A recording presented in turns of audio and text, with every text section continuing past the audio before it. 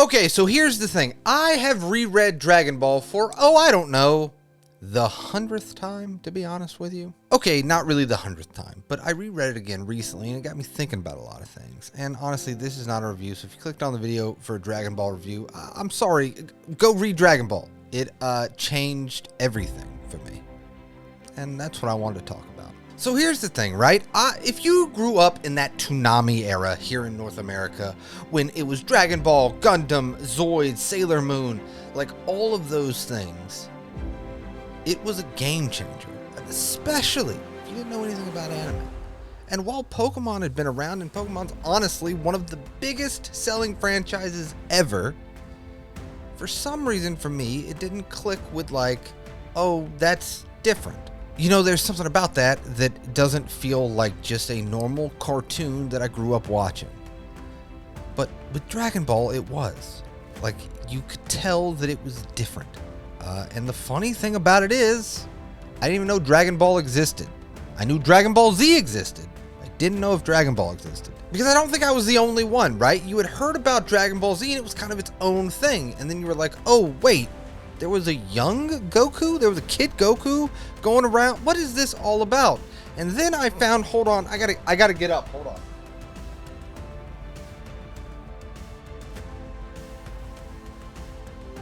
Dragon Ball. I bought the DVDs of this, and it's kind of funny when you grew up, right? I'm gonna tell a story. It's gonna make me sound very, very old, but that's because I am. See, this kid, hold on, wait, look at that kid. He is so happy with his, I'm gonna be honest with you, flea market Dragon Ball Z figures. Also, if you see in the back, oh, it's weird to do it this way. Look at that small kitchen TV. I really thought I was something with a kitchen TV. It was a little tiny TV, and that's what I watched Toonami on. And it was in the kitchen. I don't know why it was in the kitchen, but it was in the kitchen. And I think it's funny how I discovered Dragon Ball, because, again, this was before streaming service, honestly, probably before TiVo, and there was a place called Media Play. Let me know in the comments if you remember Media Play. I already know there's not going to be a lot of comments. People definitely do not remember Media Play, but there was Media Play and Best Buy. But Media Play was where I went to get DVDs. And those DVDs used to be about $25 to $30 for 4 episodes. Sometimes 3, mainly like I think 3 to 4 episodes. Yes, you heard that right. $25 to $30 for 3 to 4 episodes. Listen, my mother really loved me. When she got me an anime DVD of Dragon Ball, she really loved me. But you know, I have those memories with my mother, my cousins who kind of introduced me to Toonami, and playing the episodes as I was on my computer. I finally got a computer inside my room, and it had LimeWire on it. Listen, if any illegal people are watching, I didn't do it. Listen, LimeWire? Can't even spell it. Don't even know what is that? No, I don't know.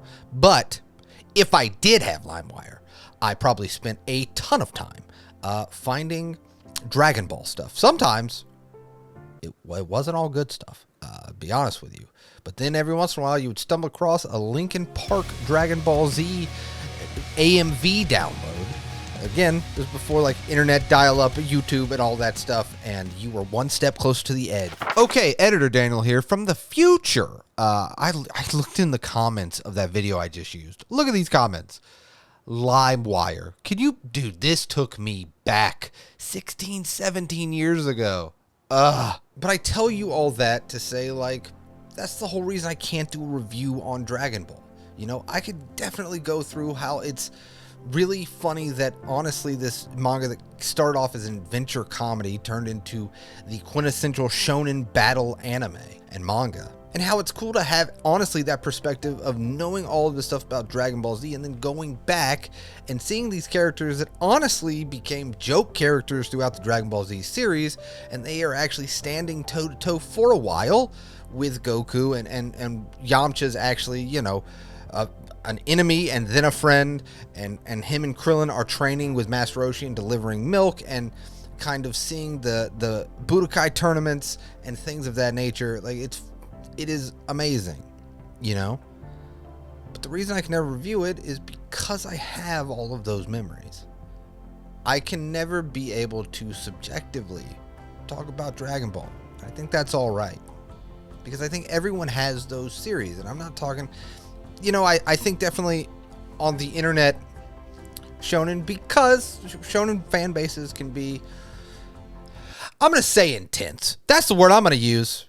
You can use whatever word you would like. I'm going to say intense. But I think anyone can have those rose-colored glasses for any series. And I think you should have that. I think being a fan of this medium, you should have series where you're like, I'm going to be honest. I know it's got problems. I know it's not the best thing ever. I know it's not perfect, because nothing can be perfect. But to me, because of the memories that I have, it is perfect. And I think we saw that definitely with Akira Toriyama passing. Dragon Ball had reached a level in the world where that happened, and it felt like even on the internet, the world stopped. Because I think while series can be popular, there's a different level that a series can get to where it becomes iconic. Because I know the more involved I've gotten in with manga, you start seeing series get canceled or not being able to finish or rush finish, and you start to realize, especially in this time, how impressive it is for a series to continually, generation after generation after generation, hold steady in its place in pop culture. And let me reiterate, again, I don't think it's a perfect series. I've probably on this channel talked some of my problems with Dragon Ball. But when I reread this beginning origin series, it kind of clicked with me, because it's always been my comfort thing. Again, I just talked about, like, as a kid, I used to wear the tapes out of Dragon Ball. I used to watch it consistently. It became the series that was basically background noise as I just hung out in my room. Once again, not downloading anything on LimeWire. Definitely not ROMs of The Legend of the Super Saiyan. And you could actually get, like, Yamcha and Chaozu and Tien past the Saiyan arc, and they could go to Namek with you. It's a card battler type thing. Listen, I definitely didn't do that. But if I did, I would say this. It's a great game. It's a great game. If I did do that. Great game. And I think it's funny how a series, when they reach that height, that it becomes easy to kind of write it off. And like I said, I've done it before. Sometimes I even feel bad, like, if I rank certain series, again, it's like One Piece and Dragon Ball and things like that, because I'll never be able to rank them honestly, and I can't critically think about it, and I think that's okay. And I think just rereading this series recently kind of really put that stuff in perspective for me, that I'm okay that when I sit down in front of this camera, like, I'm just talking, I'm hanging out, having a good time, and I just wanted to kind of make a video like this to be like, hey, listen, there's going to be some series, and I'll let you know, I am not going to be, I can't think of it objectively. You just can't. And I think what struck me the most about my reread through this series this time is how incredibly different it actually is from Dragon Ball Z. And it's even more odd because, if you don't know, in the Dragon Ball manga, in the box set back there, it says Dragon Ball 1 of like 42. That's because in Japan, it's just Dragon Ball. There's no Z. And I was thinking about it this way of, like, could you imagine you're reading this series and kind of growing up with this series, and then all of a sudden, where it goes to? Because Dragon Ball is 100% a comedy adventure series. And while some of the jokes, I'm going to be honest, they didn't age well. They didn't age great, okay? But to watch these carefree characters, especially Goku, man, he comes off so charming in the beginning of Dragon Ball. And then you start to think about, he doesn't really change that much. Like, it's really funny how, if you think about character growth in Dragon Ball, Goku really doesn't grow that much. But it's the characters surrounding him definitely do, you know? Piccolo, Vegeta, and Gohan are the first three that come to my mind. Man, do not get me started on Gohan. Think about if Toriyama actually would have just passed the series off to Gohan at the end of the Cell games. I don't actually know if that was his plan, and then maybe it kind of, like, people weren't feeling it, so he brought I don't know. I've read a bunch of theories online. I truthfully do not know. But it always did feel like, oh, he's going to pass that to Gohan. But man, though, when Mystic Gohan comes. Oh, when Mystic Gohan. Listen, this is not part of the video. I'm not part of this, but Mystic Gohan. So good. But I think it can't be overstated that Toriyama did pull off this adventure comedy series, very much in his Dr. Slump era, and transform it into what I believe a lot of Battle Shonen take influence from. I think you would be hard-pressed not to find an author or creator in the weekly Shonen Jump and the Shonen genre demographic, and even outside of the Shonen genre and demographic, wasn't influenced by Dragon Ball and Akira Toriyama. And again, you can have your feelings about the series. I'm not saying, like, you have to like this series, but I do think you have to kind of respect it. Because whether Battle Shonen's not your thing and it's not your favorite genre, because the older I get, Battle Shonen's kind of not my favorite genre. I'm actually leaning a lot of slice of life lately, and really been enjoying it. But you still have to respect what it did, especially for here in North America and all over the world outside of Japan. It's one of the first series to kind of break through that thing. And I think with that notoriety and being in the zeitgeist of popular culture, it does have its downsides, you know. But you have no idea, because for every meme that you see or a story that you read or someone you run into in your personal life where maybe they weren't the nicest, especially online, most certainly the fandom can be very bad online. I totally understand that. There's also stories that you read that, or experience even. Maybe, you know, somebody that's watching this did experience, and I think it's amazing that a series like this, that this little kid was hanging out, watching a series like this could have helped them dealing with bullies or dealing with something in their life that, if this series was not around, could have been made way worse. Because I think it's very easy to see the bad side, and they probably are the loudest, especially on the space of the internet, the bad side of that fandom. And this is any fandom, you know, I'm kind of just breaking out of the Dragon Ball, any fandom of anything, not even anime and manga. There can be very aggressive stuff online. But isn't the point of media, and isn't the point that we consume something, is for it to affect us? One way or another. I'm not saying that it has to affect us deep in the heart. Like, you could watch bad horror movies with your friends and get a laugh out of it for a night, and that's memories that you're making with your friends. So that affected you. There was an emotional response. And I think that's the whole point of enjoying media as a whole.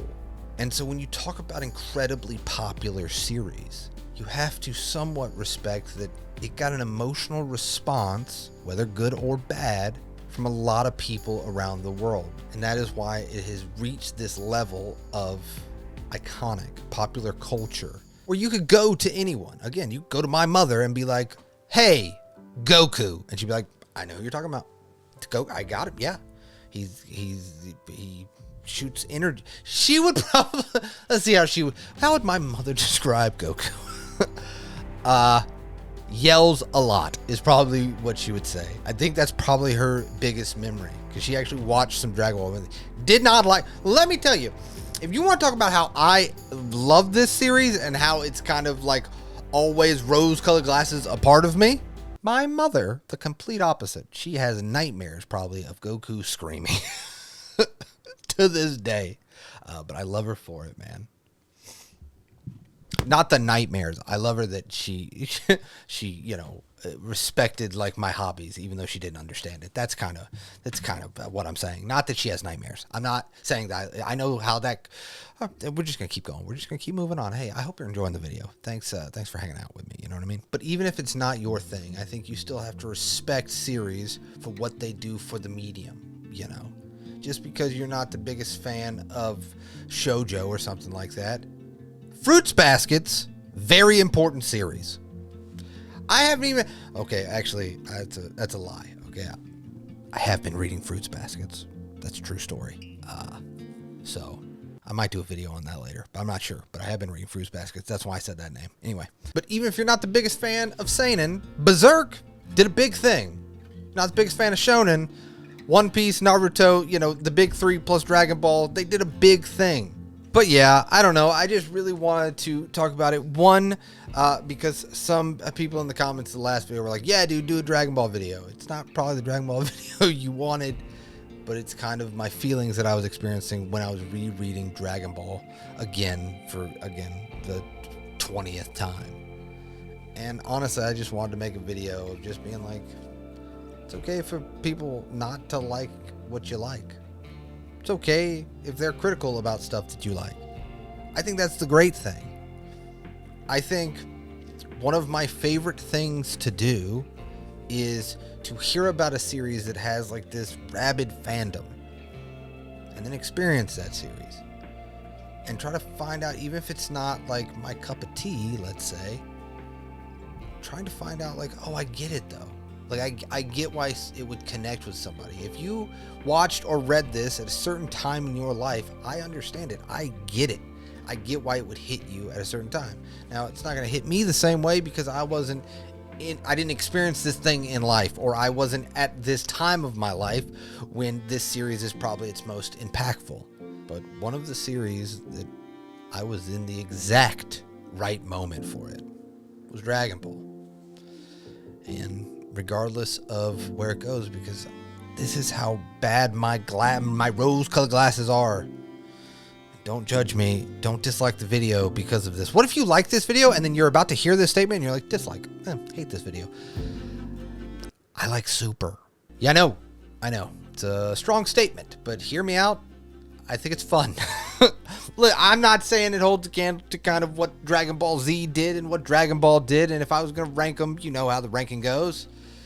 If from bottom to top, it's Super, Dragon Ball Z for me. That's how I rank my three. We're not talking about GT, but I also think there's some parts of GT that's kind of fun. All right, I gotta go before you really unsubscribe to this channel. But yeah, hopefully you enjoyed the video. Hopefully you got something out of it. I just really wanted to ramble about Dragon Ball and just kind of talk about like my past with it and why I know I can never do like a review of this series, because I'll never be able to judge it honestly. And I think that's okay. And it's okay if you have a series that you can be like, you look at that series on your shelf and you're like, well, I will never be able to actively give this an accurate review because it has my heart. That's great, man. That means that series and that author is probably so excited to hear that kind of stuff because they created something that really impacted people. And I think that's what any artist or any creator really wants, is the stuff that they make to resonate with someone. And I think that's incredible. And I think Dragon Ball did that in spades for me. But yeah, I'm so glad that you guys watched the end of this video. It means the world to me. And as always, I hope if you're having a bad day, it gets better. If you're having a good day, it becomes fantastic. I'll see you next time on Dragon Ball Z. No, I'm not doing another video about Dragon Ball Z. I could though.